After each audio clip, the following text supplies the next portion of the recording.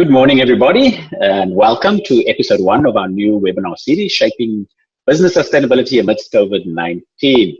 I hope you're all keeping well and staying safe. Thank you very much for tuning in this morning. I think we're in for quite an interesting discussion as we kick up a gear from our previous discussions. I think by now we all sort of settled into our remote teams. We've all figured out our home office, whether that's your dining room table or actual office, or you're still sitting in bed, irrespective. I think we've covered all of those aspects. And I think what now starts becoming quite interesting is what comes next and what does our future look like and where do we go from here? So personally, I'm becoming increasingly concerned about the duration and severity of the lockdown. I think more and more businesses and people in society feeling that. Our society was already at breaking point prior to this pandemic because of levels of inequality, poverty, which was simply not sustainable. South Africa and Cape Town have the highest Gini coefficient on the planet. It might be worth remembering that. And that's quite concerning. I think a crisis like this will massively exacerbate those inequalities. I think just a recent example that really highlighted this for me was the completely tone-deaf and insensitive surfer protest that happened a couple of days ago. Our panelist from the UK, Richard, perhaps may not be aware of that, and for those who are not aware of it, we had a protest action by surfers a couple of days ago who lined the streets with their surfboards, demanding to be allowed back into the water. Completely oblivious, of course, to the health and safety and emergency services that would be needed in order to support a surfing community. And so whilst we have countless South Africans literally starving, some people's biggest gripe is that surfing is not allowed. And that, I think, for me, really just highlighted the level of inequality currently within our society. A sad side note to that is that more people have now been arrested in South Africa for standing on the beach than for state capture. I think that's quite concerning, but nevertheless, that's where we are. So the question really becomes, how will we bridge this divide? Not only with respect to inequality, but also with respect to the mindsets of the privileged. And let's be honest, by privilege, that pretty much includes every one of us on this webinar today. How do we, as business, stimulate greater levels of stewardship and care towards the underprivileged? What can we as business do differently to ensure that we are better prepared to withstand future catastrophic disruptions? It might be worth remembering that, or bearing in mind, that our behaviors have not changed fundamentally. They've perhaps been caused, but we haven't fundamentally changed our behaviors and our patterns of behavior. The market in Wuhan that was identified as having caused this pandemic through pangolin meat is operating again. And, so it's potentially only a matter of time before we're going to experience further pandemics and large-scale disruptions. So is there a role for business in shaping a more equitable and significantly more sustainable future? If so, should we value positive contributions towards climate change, social inequality, health and safety, human rights, and other non-financial matters in a similar light and with the same importance as we view profits? Some heady questions to explore and discuss and debate during this sustainability series.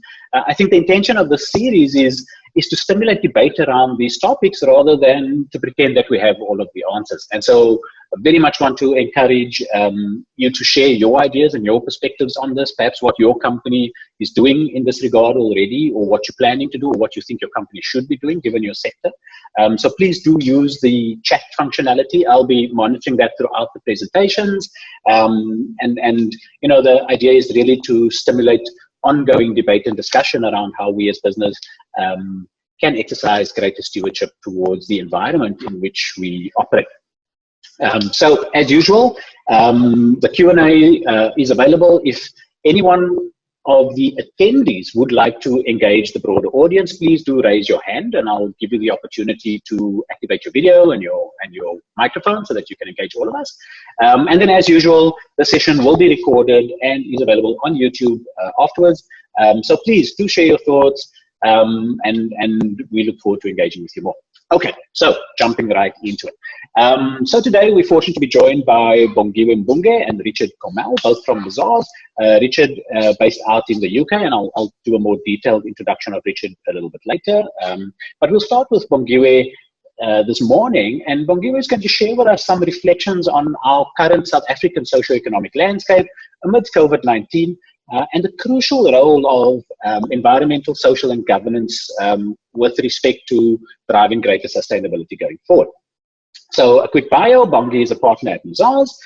Key focus is in advisory, and she's the head of business sustainability, strategy and reporting, and human resources advisory departments. Business sustainability from Bongiwe's perspective is presented very much to focus on the interconnectedness of economic efficiencies, social equity, and environmental accountability. She's a registered auditor, qualified chartered accountant, whose passion is really in the implementation of sustainable strategies. Bongiwe represents South Africa for privately owned business at Mazars Group level. Wow, that's quite an impressive bio, Bongi. So without any further ado, Bongi, over to you. Thank you, Ryan, for that kind introduction, and good morning to everyone. What a privilege for us as Mazars to contribute to the dialogue and the conversation with regards shaping sustainability into our future.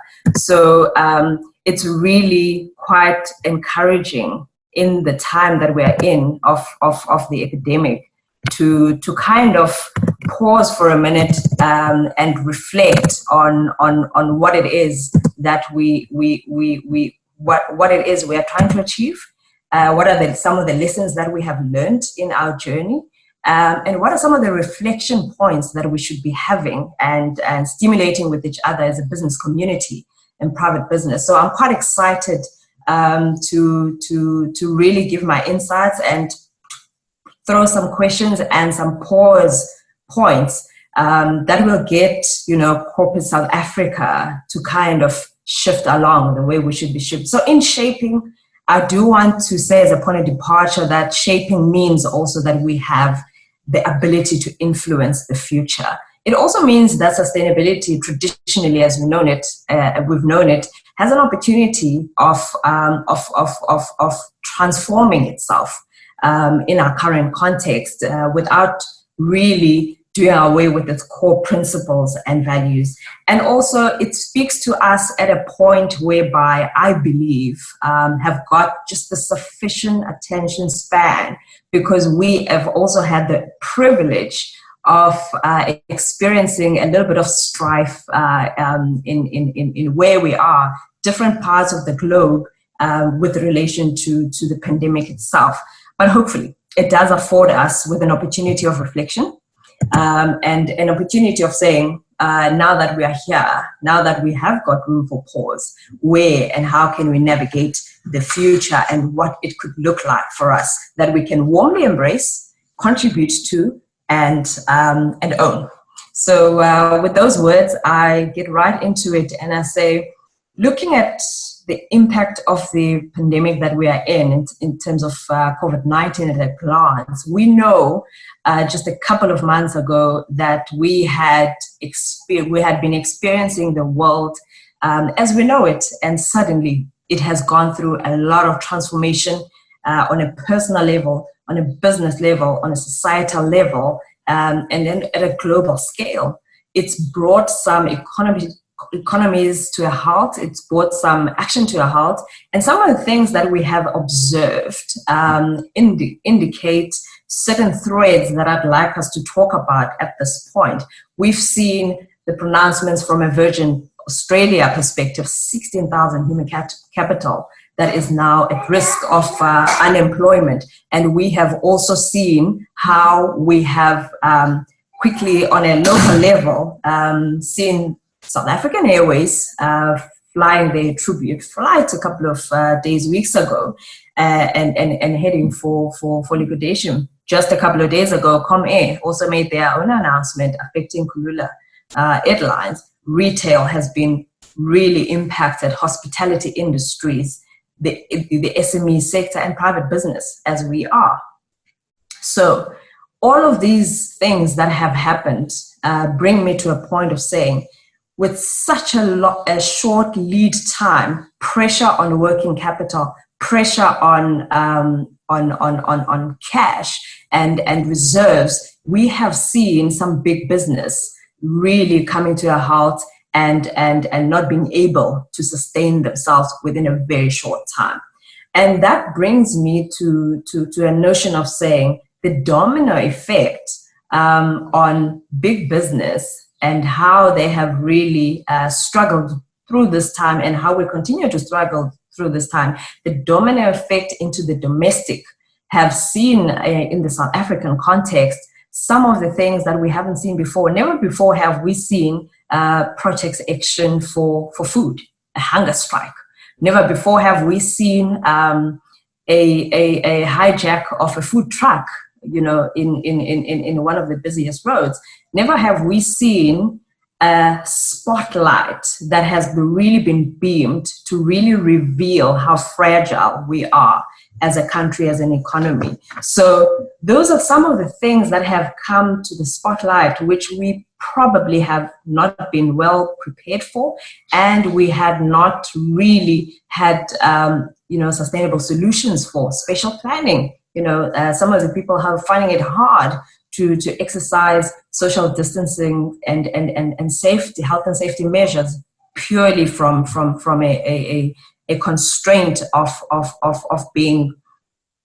impracticality of staying in informal settlements.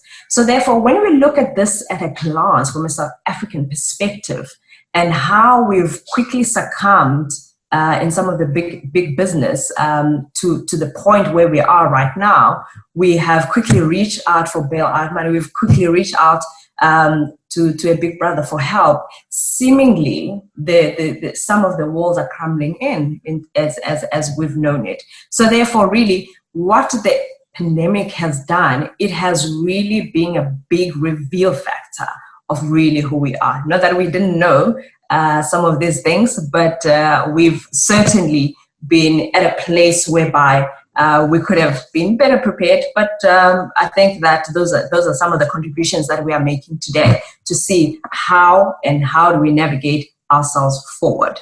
So the slide now that we're in talks about our corporate values, and I wanted to take a couple of minutes and think about some of the values that you know from your own corporate, and I wanted to use the chat as we proceed with the webinar this morning.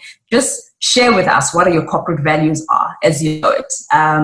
Start using the chat because we'd really like to get that engagement going and to see what that value system looks like.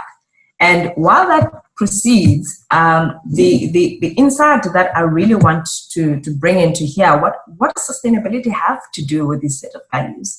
If you think about it, at a corporate level, what is the common denominator that really binds each and every employee, each and every colleague, each and every team? The common denominator boils down to the values. That's what we hold ourselves accountable to. And that's what we hold each other accountable to. So therefore, it becomes quite an important fiber to really breathe life, to actually influence not only what we're heading for, but how we actually navigate our journey towards that point. So those values, that value set is really, really important. And as we've gone through the motions of engaging with those different values, I want us to reflect on something. I wanted to reflect on the kind of decisions that you have been able to make in terms of leading your business. And I want you to be able to say, the decisions that you've made and how they have impacted on your human capital, how they impacted on your business community, and how they have impacted on your community at large. When you reflect upon your actions, the actions that we have taken as different businesses, are they really fully demonstrative of the credibility and authenticity of our corporate values? Have the decisions that we've taken, whatever those decisions have been, really spoken to us as businesses living out our values. And that is important because I think the anchor of sustainability always comes back to that point. Our strategic intent can never be sufficient in black or white. It can never be sufficient for us to be able to say, this is what on paper who we are. Because when we interrogate the situations that we find and we create for ourselves and we land on something, then it becomes maybe a slightly different narrative. So on a secondary phase, the point of reflection being let's take ourselves and we put ourselves in the shoes of our employees, our different managers, our staff, our lower, middle, and all level staffs. From their perspective, when they reflect, if they had an opportunity to sit here and reflect the decisions that have impacted them, that we have taken, would they come to the same conclusion that we reach? That actually the pandemic has revealed the credibility of our values, the credibility of our sustainability journey and reports and integrated reports that we have been publishing for a couple of years. So what it boils down to when on an arena of sustainability is, do you have the resilience as a corporate structure? And do you have the solid foundation that can help you, that can buffer you during this time to navigate through the stormy time? So I think on a value perspective, because if we take some of the values that are out there, integrity, excellence, empathy, stewardship, and all of them, all those good values that are, sometimes a common denominator in all of our businesses as corporate South Africa as well. It sounds credible. It sounds good. Is it productive enough in tough times? I think that's the point of reflection that I really wanted to make. So what if we attributed value qualitatively? I think that's where I want to spend a couple of minutes on as well this morning. What if the lens through we see and perceive value, how we attribute value, could be further than the balance sheet? What if it's further than just, looking at aspects of our business that really speaks to the finances? Sustainability is very quick to identify itself. So says that profit is not a swear word. Profit is needed. Profit is encouraged because, yes, we need to contribute to the economy, and yes, we need to grow, and yes, we need to make opportunities, we need to thrive. Yes, all of those things. However, in isolation, this is perhaps where the 6 capitals, this is where the United Nations SDGs come into play, and this is where other aspects of contributing factors of non-financial information actually beam the light. Because what's the point? The point is, we might take decisions that, even though at present they don't make, they don't have what it takes to deliver a profit right now. But if you follow the thread through, the sustainable impact of what we had taken, it actually leads us to a much more profitable state had we done things slightly differently. So if you look at the graph that you have on the right-hand side, you have got the linear growth curve, and you've got the exponential growth. And really what I want to say about exponential growth is that it requires a certain healthy dose of courage. Courage from a leadership perspective. Each and every business represented here, its balance sheet differs. But there is a component that I love within what we have, all of us right now as business leaders, and that is the depth of the influence that we hold. The influence that we can use in how we lead ourselves and how we lead business and how we lead our human capital and how we interact with the community. Now that is powerful because it allows us into somebody's space with an intent and really more than a strategic imperative, but a lens to see how can we use the notion of influence to actually drive and stimulate change. So some of the advantages that we have locally within the South African context speaks to the laws that have been enacted in the country, and it speaks to the different parts of them that really regulate how we hold ourselves and how we navigate our business, how we execute her, and how we relate to each other. And you know all the laws. And it's no secret that many businesses quickly know how to tick the box, how to really master compliance. But what interests me is not compliance as in black and white. What interests me is the spirit of the law. What is the law trying to achieve? Ryan, in his preamble, spoke about the glaring levels of inequality in the country, and more specifically where we are right now in Cape Town. It's the highest Gini coefficient, and yet we've been comfortably, getting on with our lives. But what I know for sure is that this pandemic has made it much more imperative for us to realize that everybody has got to give up something for where we need to head to. It can be the most privileged person. It can be really the person right at the lower end. But everybody has got something that they need to contribute in terms of sacrifice for us to actually make it there. Spirit of the law aims to achieve more than compliance. And this is what I really want to grab and get a hold of in this contribution of exponential growth. Because what if we wasted time to look through the lens of the spirit of the law? What if we wasted time to get organized? What if we wasted time to kind of reflect and say, now that we're here, can we not rush to salvage 1, 2, 3, and 4, but can we pause for a moment? Can we collaborate with natural competition even? And can we shape ourselves so that we can become much more resilient for the time that we are getting to? But what sometimes gets in the way is the last bullet point on this slide. It says that for the curve to climb into exponential growth, we at least need to confront our fears.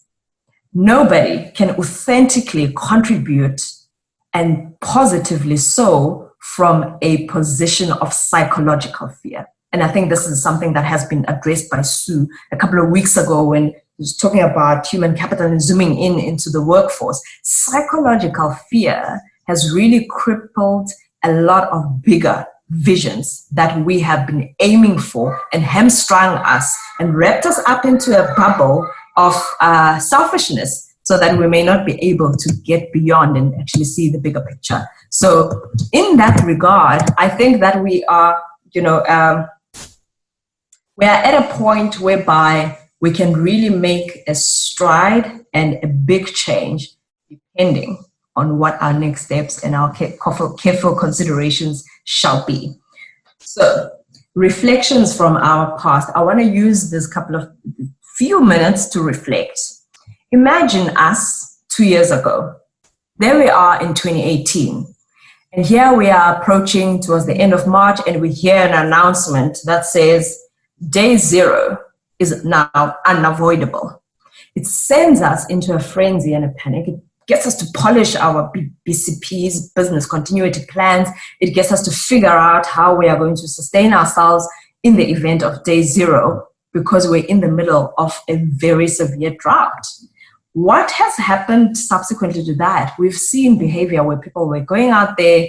There was a long list of JoJo tanks that were not available. People were procuring water, and we had to be restricted. If you arrive at a macro 30 minutes after they had opened, you find nothing, not even a drop of water. But suddenly we realized that even if your own business strategy in terms of beyond day 0 worked out, now you had to think deeper. Do your customers have a plan? And will they be able to trade? Because if not, then your plan is as good as nothing.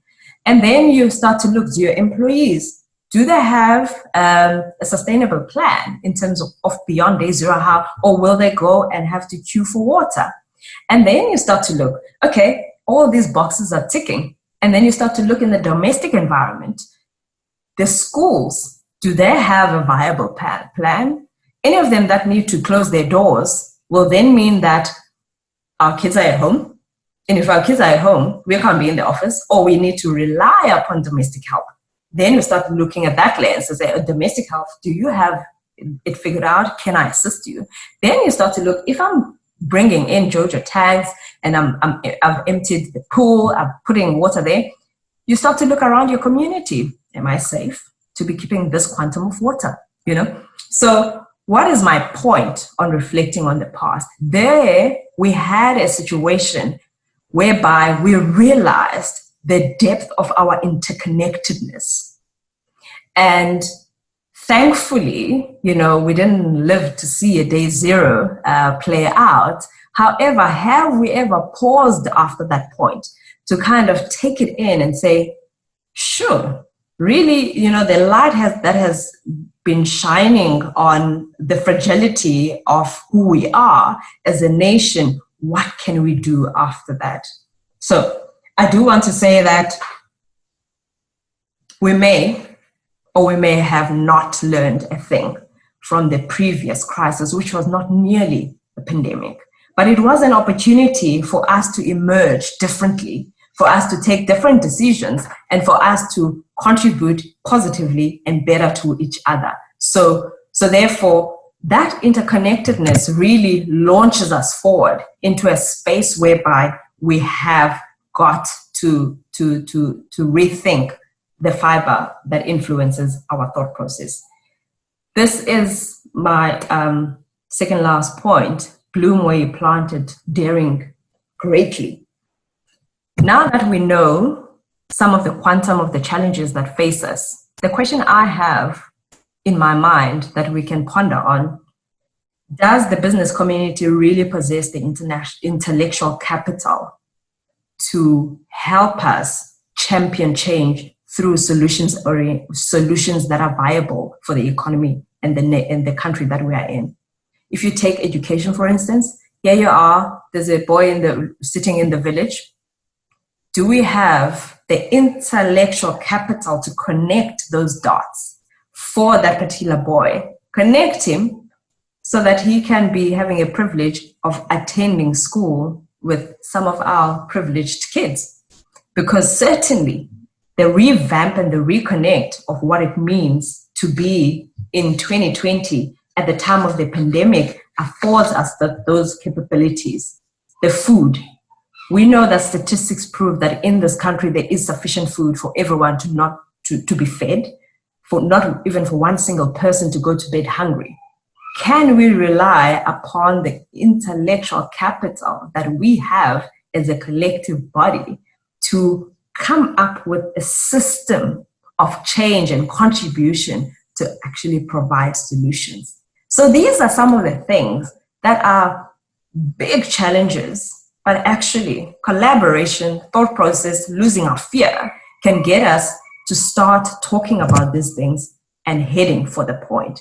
We've all known what it takes, the healthy dose of courage and the conversation to start. I do want to submit that for any meaningful sustainability strategy in terms of a journey in a corporate, it begins with an uncomfortable conversation, because that's where we find each other, that's where we formulate each other, and that's how we shift and shift the narrative. So this graph depicts it quite well for me and says business unusual, well, forget it. But can we flatten this curve too and say that we have got the contributing muscle, the intent to actually bring about solution from our background, from our experiences, from our training, and navigate to shape the South Africa that we long for. And on that point, I do just want to say that I'm handing over to Richard, But I'm hoping that the beam that is now beaming at our fears can encourage us to move from a state of exclusiveness to an inclusive economy and country. Thank you. Thanks, Bongi. That was great. I really liked the interplay between the values that we all cling to and that we claim to be living in our actual lived culture within the business versus how we actually attribute value to that business. And I thought that was quite an interesting notion. But we'll come back to that a little bit later. I want to move ahead with Richard Cormel and sort of just do a very brief introduction to Richard. So Richard is a partner at Mazars up in the UK. And he's going to talk a little bit to us around the business case of human rights and some of the statistics that informs that and supports that. Richard is responsible for Mazars' award-winning business and human rights reporting line in the UK. Along with his team, he has devised an approach to help protect the reputation of organizations whilst ensuring they align the activities with the United Nations guiding principles. He was the co-leader of the project team for the Reporting and Assurance Framework Initiative, which has designed a UK government and United Nations recommended reporting framework that serves as a guide for companies on what good reporting of their human rights performance looks like. Richard is a highly regarded expert in the field of business and human rights and is regularly asked to speak publicly on the subject at universities, think tanks like Accelerate Cape Town, and so on. In November 2015 and 2016, the United Nations Forum in Geneva, he moderated panels with experts from business and government. Richard's more recent work includes helping investors undertake human rights due diligence on investees. That's quite an interesting one. I'm quite keen to hear a bit more about.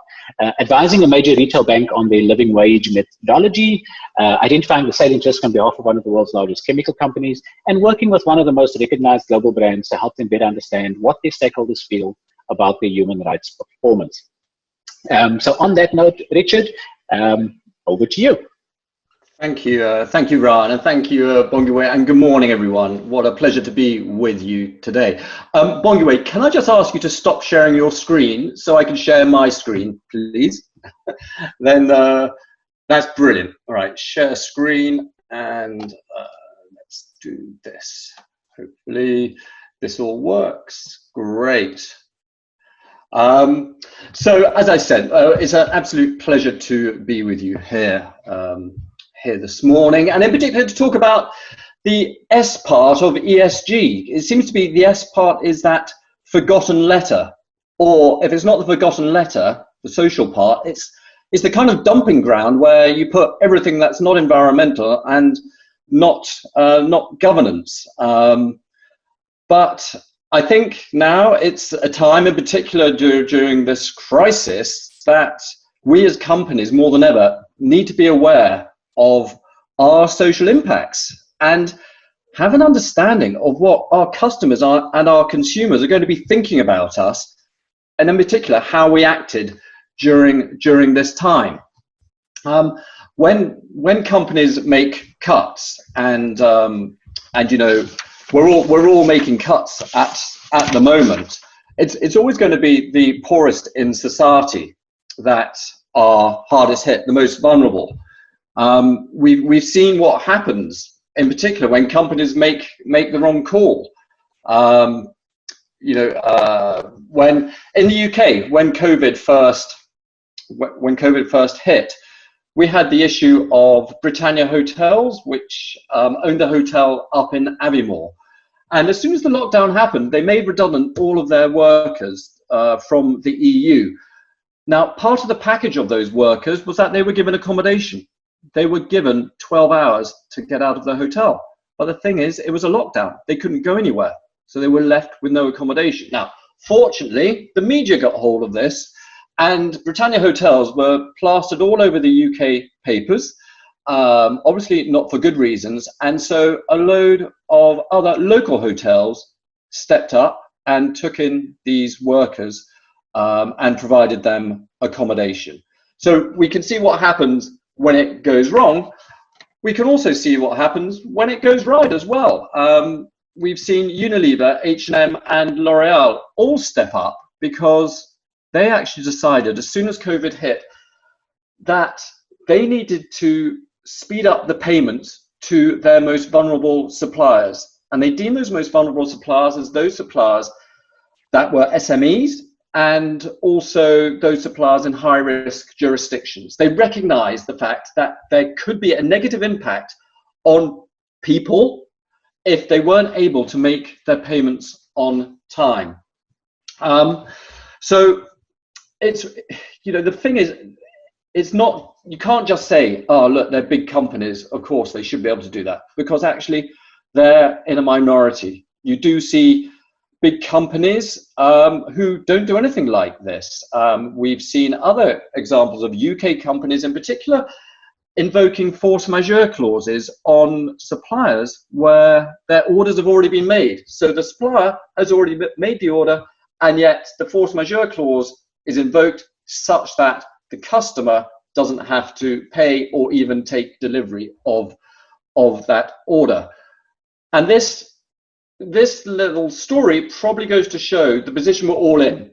There's the legal obligation. Look, these companies were absolutely legally correct or legally entitled to do what they did, but morally, in today's society, was that really the right answer? And we've actually seen a number of those companies actually steer back from their use of lawyers and to actually do the right thing and really think things through.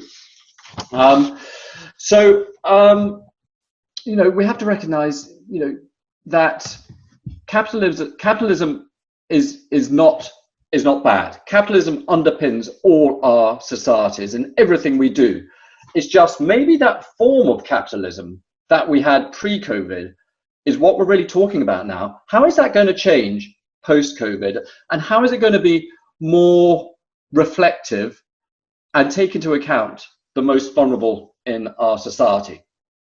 So a little introduction there. So what we're going to cover is we're just going to briefly go through a few numbers of looking at the business and human rights and the way people view it, and then 4 drivers that I think really support the business case for companies to actually tackle human rights head on. Back in 2015, and I know this is 5 years old, but actually I think it's still very relevant today, Mazars undertook a survey in conjunction with the Economist Intelligence Unit amongst 850 executives, of which 50% were C-suite and 50% were other executives. 10% came from Africa and roughly 30% from America, Europe, and Asia. And some of the findings, I'm just going to highlight just 3 of the findings. There were quite a few questions that we posed. The first one was, what do people think of this statement? Human rights is a matter for business as well as governments. And the reason we asked this was because in the past, everybody viewed human rights, the S side, more as something that this is what governments dealt with. This wasn't really a matter for business. But even 5 years ago, 83% of business agreed with that statement. And I would say we're well over 90% today. I think that train has passed, and I think we're right up there now. So we all have to recognize that in business, we have a responsibility to look after people. Now that's either people in our own organization or the people we impact through our operations or through our activities, whether they be directly or indirectly. The second question we posed were, companies' responsibility goes beyond simple obedience with local laws. And I was listening to Bongiwe just now about, yeah, it's absolutely vital that we as business, we comply with local laws. What was pleasing was 71% of respondents actually said, no, you know what? We need to go beyond local laws. And let me just give the example of what that means probably in practice is, quite often when you read annual reports, sustainability reports, companies are very proud of the fact that they pay the minimum wage. Well, actually, that's a legal obligation. So they should absolutely pay the minimum wage. So frankly, I'm never too sure why companies report that. What would be good to report is how they're progressing to pay a living wage. We have this in the UK. We have the complete minimum wage is called the national living wage. It's a complete travesty because it's not a living wage, and we know that. There is £2 an hour difference between the national living wage and the London living wage. So we know that companies can do a lot more here.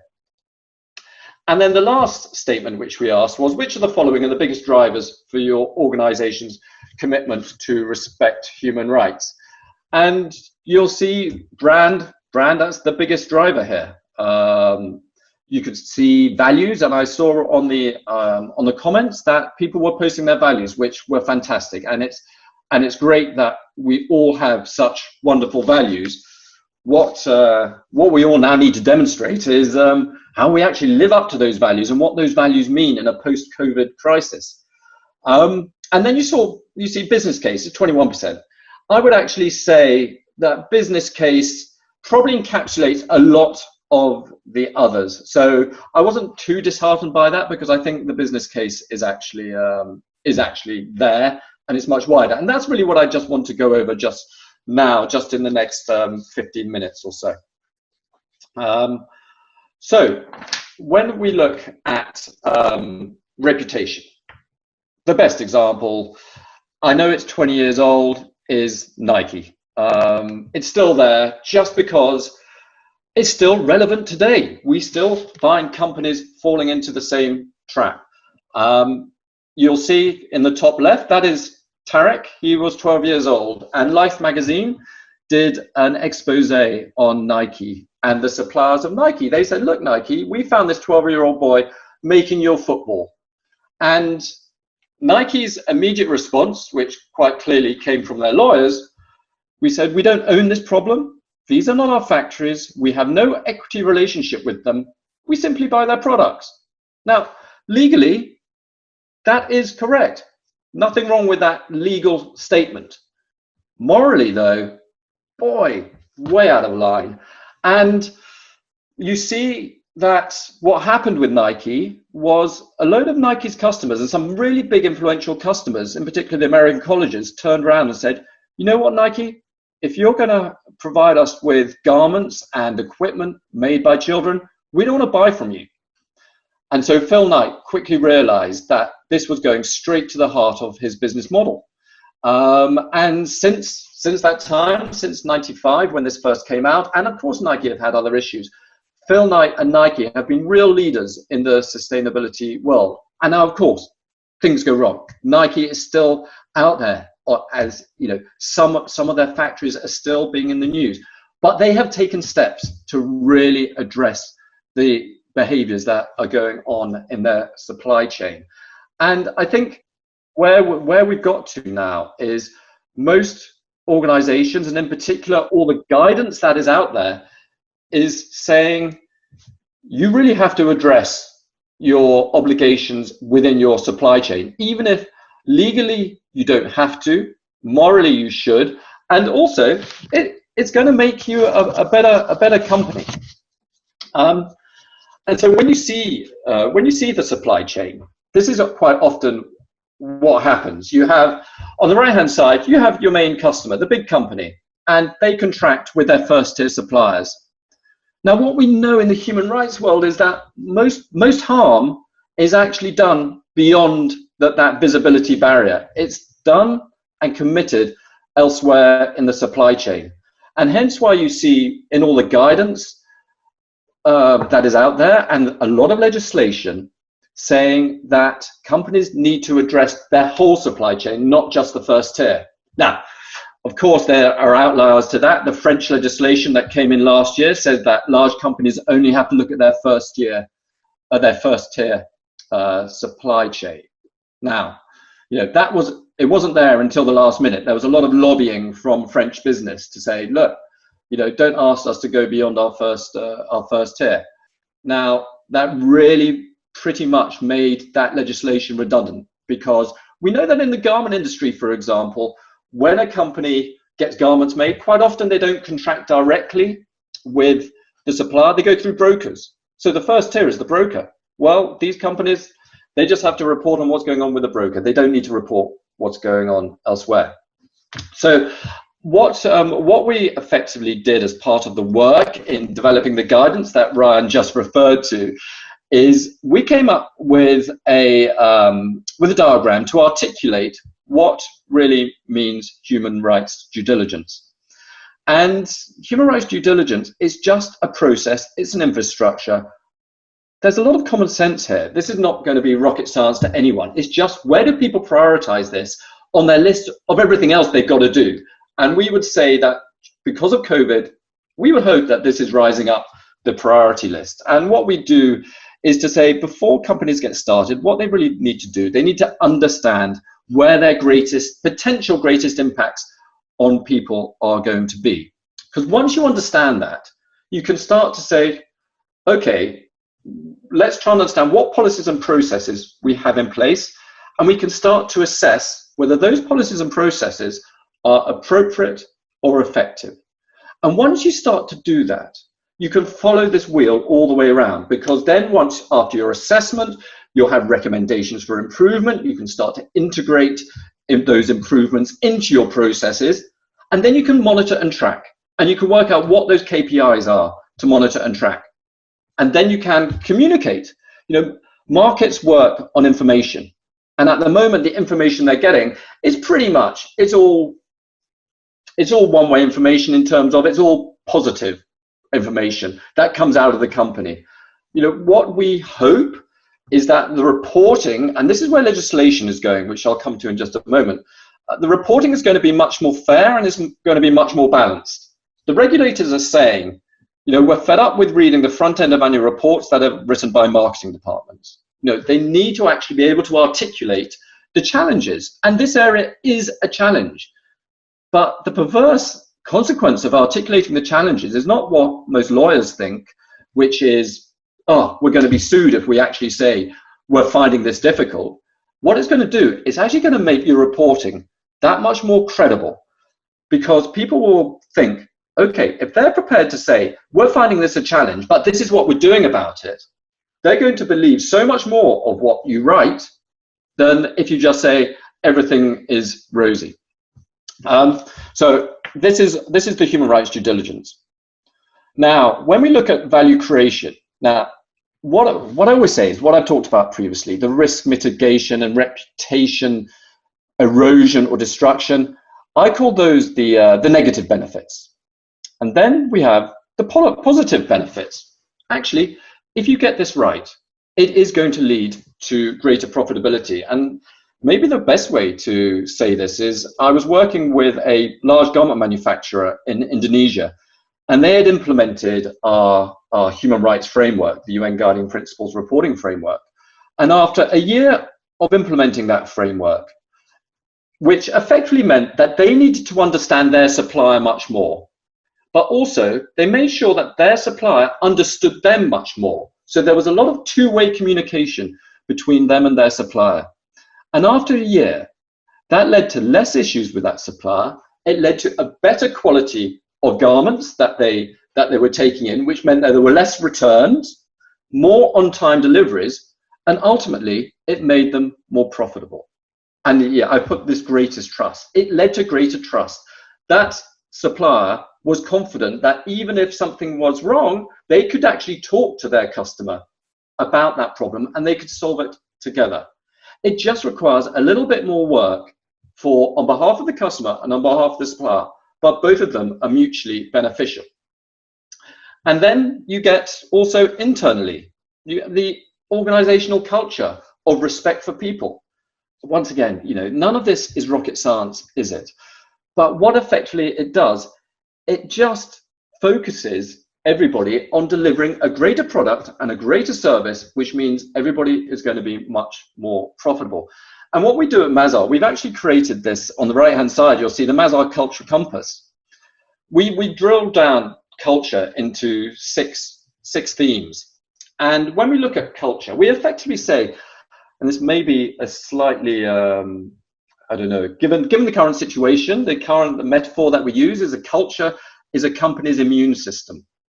And this immune system of culture, it has triggers and it has responses. And for every decision we take as boards, I don't know, the type of office that we have, our values, for example, recruitment, every decision we take, that's the trigger, and the response is, from the team. And that is essentially our culture. And what we do is we go in and help companies actually understand where they are on their culture and where they would like to be, and help them put in action plans in place to address these. But this is why culture is so important.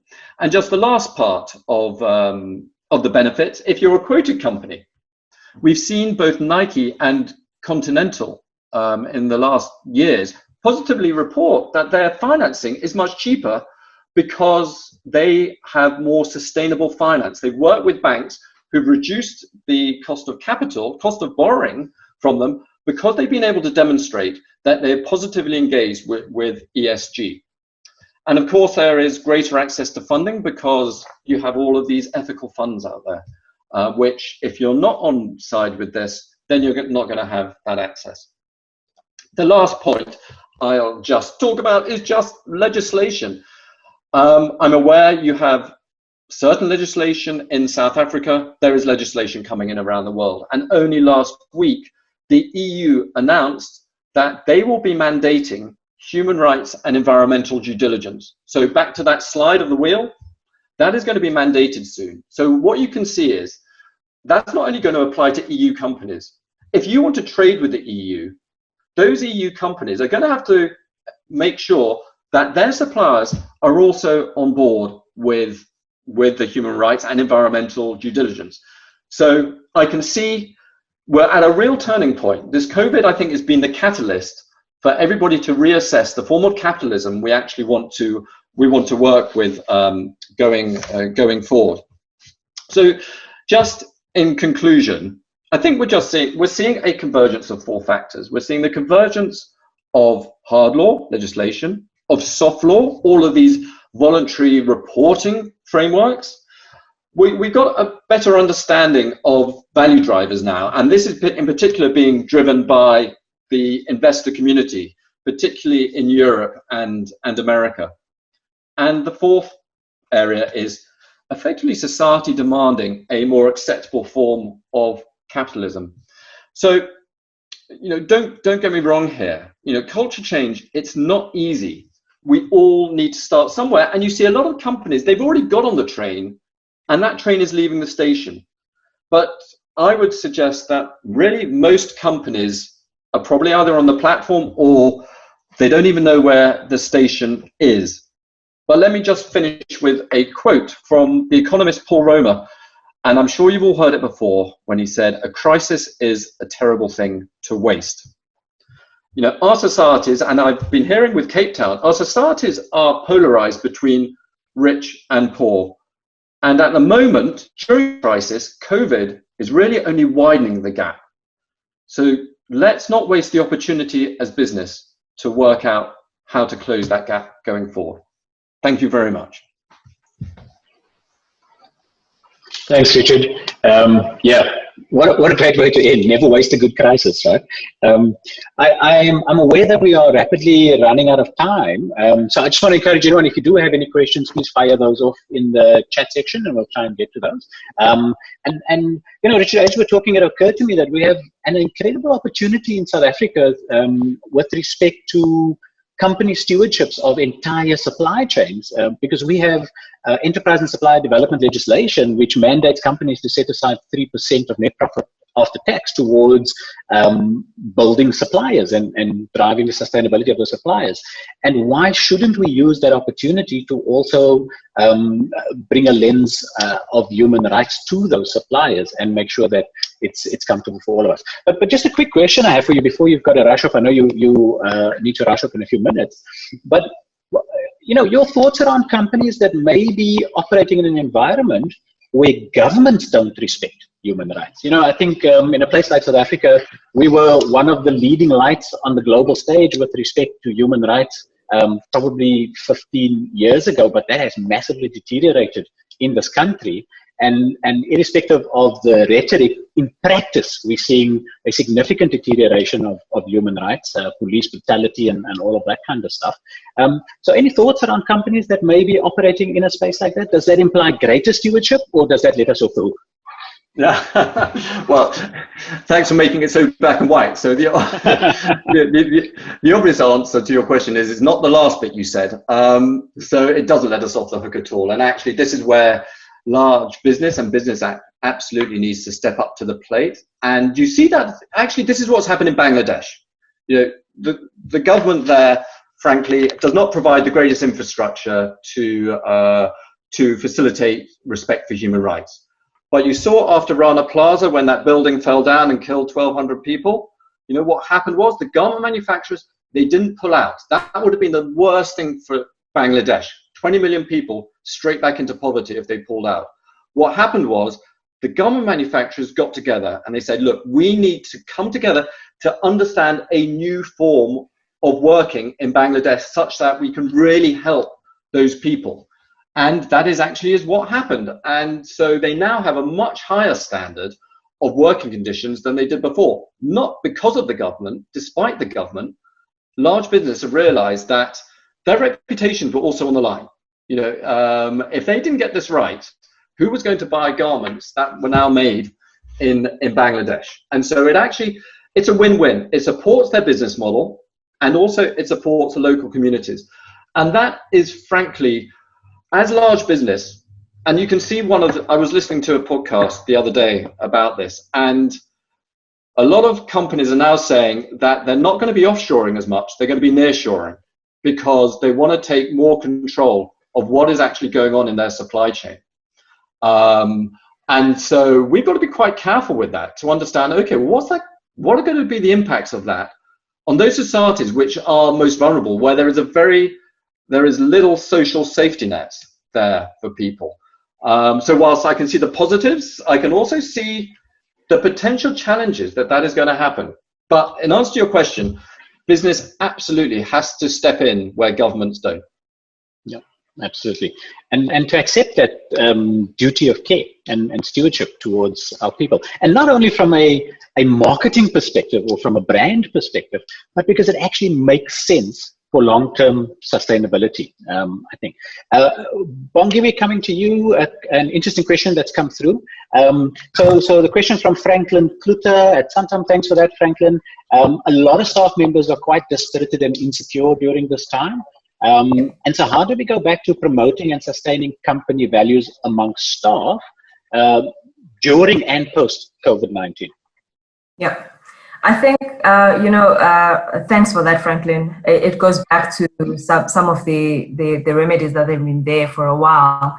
I don't think we can do it successfully without listening first.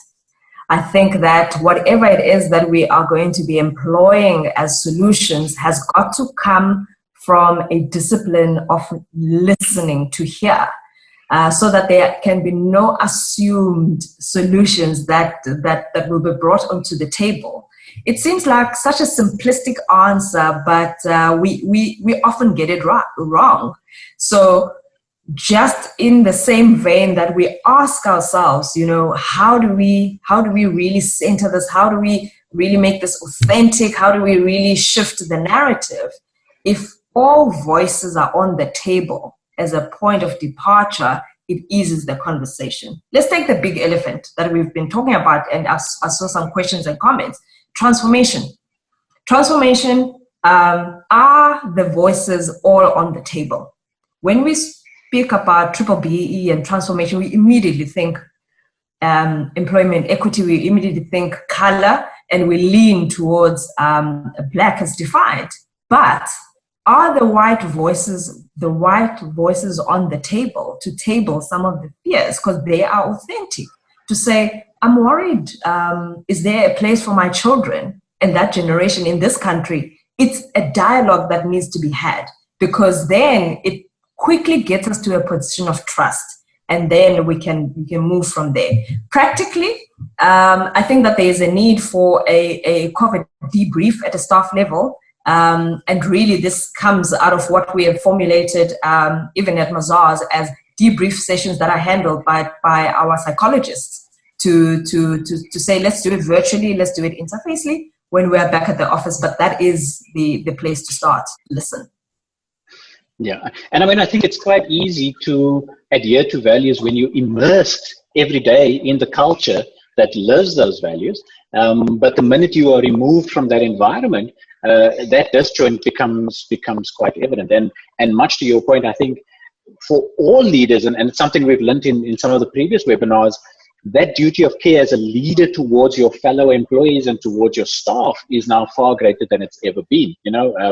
You can't just expect that people will show up, live their best selves, and adhere to the values like they used to back in the old ways, because now you sort of have to really understand where their heads are at on any given day and what they may be dealing with personally as they work their way through this pandemic.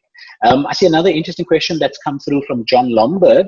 So thanks for that, John, and hopefully we still have a few minutes to close this one out before we end. So John says, the pandemic has revealed deep fault lines in how we as business take our place and role in society. How do the issue of social injustice find its way into our corporate value system? So should we care about social injustice beyond the boundaries of our brands and our companies? And what is the duty of care and responsibility that we have to get stuck in? I think we definitely need to care, because if you're talking about stakeholders and if you're talking about engagement, we just got off a question now, that was a staff engagement question, but now we are looking at a broader community.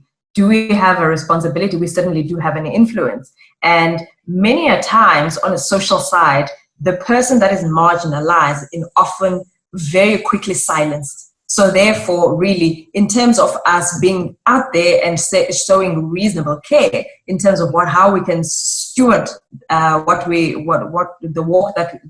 talk that we can walk is really of biggest advantage.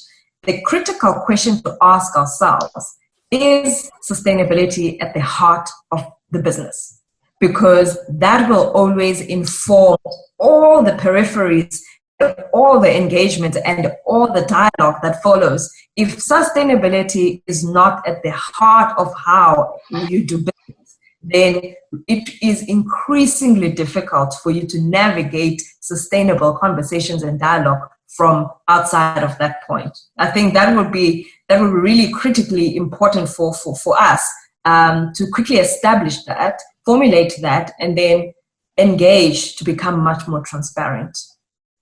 Fantastic. On that note, I think we're going to have to bring it to an end. So just in conclusion, massive thanks, Bongiwe, Richard, Mazaz, for your support of the webinar today. I thought it was a really insightful discussion.